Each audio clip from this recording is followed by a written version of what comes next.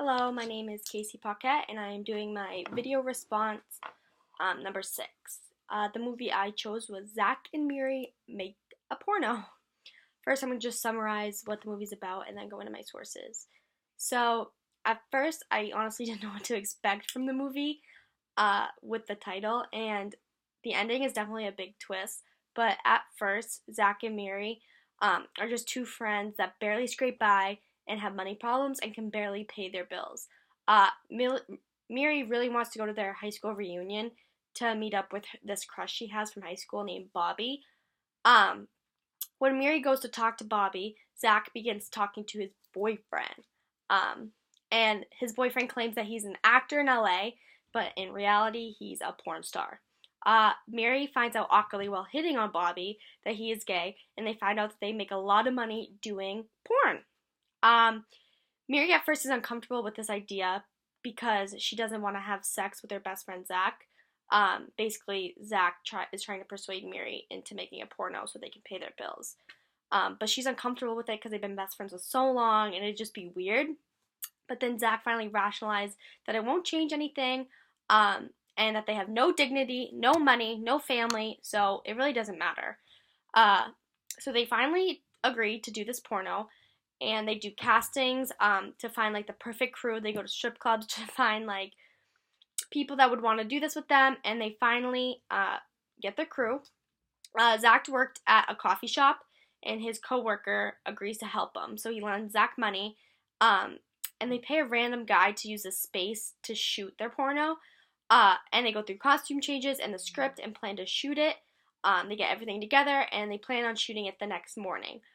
When they come back, everything is destroyed and the building is torn down. So all their costumes, everything, their equipment is destroyed. So their plan is completely ruined until Zack had the brilliant idea of shooting the porno at his coffee shop that he works at after hours. So they begin shooting the porno and everything is going smoothly until it is time for Zack and Miri's sex scene. Of course, they are weirded out and nervous, and the beginning of the sex scene is so awkward, made me so uncomfortable watching it. It just was like, it was just bad. And then they begin to have sex, and it's passionate, and they end up making passionate love, and they forget they were even making a porno in the first place. Things after get really weird between the two because they both realize that they're actually in love with each other, but they're just too stubborn to admit it to each other. The whole crew, everyone from the porno meets up at Zack and Miri's place, and they pay their electricity bill, they pay everything, their utilities, their month's rent, because they were struggling paying that in the first place. So they paid it off for them, and they were just together having like a party, a get together. They were just hanging out. They took the night off from shooting. They were just having fun.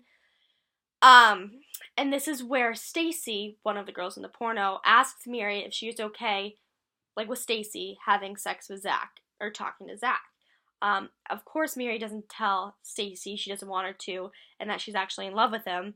She says it's okay, for her to ask Zack if that's something he would want to do.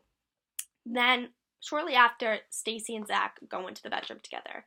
And obviously Miri is devastated and crushed because she knows she loves Zack, but won't tell him, so he doesn't know, and it's just a big confusing mess.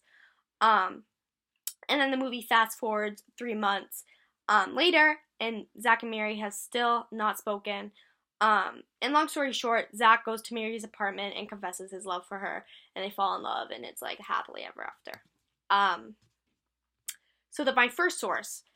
This review claims that a lot of the viewers are dissatisfied with the movie. The review talks about the movie as, it looked good in the bar with the lights down low and a firestorm of booze in the belly, but it's pretty plain looking creature in the cold light of morning. The review also says that the movie begins with an advantage because it starts with sin and guilt, because Zack at 38 thinks sex is still dirty, until we find out later on in the movie Zack and Miri actually have passionate sex. This review clearly doesn't like the movie, saying that fortunately for the movie's sake, Adam Sandler put out way worse movies. The ending line of the review literally says, if you caught Zack and Miri at the weekend, would you place it right up there with Clerks and Mallrats in the Smith canon, or does it languish in comedy mortar with only Jessie Girl to keep it company? Yikes. I disagree with the review. I actually thought the movie wasn't that bad and it was interesting. It even had like an underlying love story and humor. I didn't find the movie like awful. I thought it was pretty entertaining. The second source, in the New York Times review, they claim Zack and Miri Make a Porno has a love story that you could find on Disney Channel, stating that two best friends who've always been in love with each other discover that they have always been in love with each other. Granted, this revelation occurs while they are having sex in front of a camera, but it is so sweet and predictable that these potentially tawdry circumstances hardly matter. Basically, the review claimed that the movie wants to make a porno look like jolly and passionate. And they also bring up a good point. The title of the movie doesn't indicate any type of love story, and it's opposite of what you would expect when you're watching it. And I completely agree with this review. The love story is cheesy, but it's also wicked unexpected. In regards to past and present, Zack and Miri Make a Porno in regards is different than any other video assignment I have spoke about. This is because it has to do with like pornography, but it's because like porn stars or pornos are a lot more common now than in the past, and people are way more open about like being a porn star than in the past.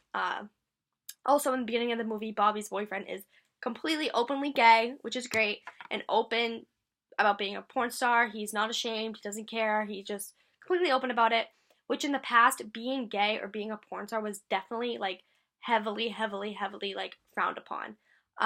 And people were scared to be themselves. And same with porn stars. They were even less porn stars in general back then, and many of them were not open about it and can be too like in the closet. So that's what I got from the movie. I thought it was really interesting, and yeah, thank you.